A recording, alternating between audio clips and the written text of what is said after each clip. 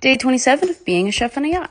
I'm making shashuka for breakfast, and that's one of the owner's favorites. Went live with my little chefs, plated up breakfast, and packed a cooler because the guests are going to explore the island today. Had some watermelon that needed to be used up, so I made some watermelon lemonade for the crew and sandwiches for lunch. Then started dinner prep. I made a pea, spinach, and Parmesan puree, fabricated my duck, and seasoned it up. We're gonna have a lot of guests coming in the next couple of days, so I decided to make a big batch of cookies. I'll portion these out and have them in the freezer, and I can pull them out whenever I need them. Roasted off the rest of the duck, made some cowboy caviar, because I've seen it all over TikTok.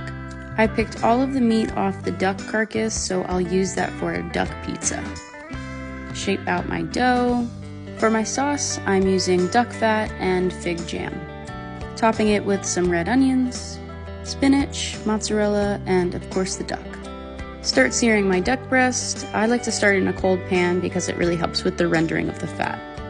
Baste the breast in butter and fig jam.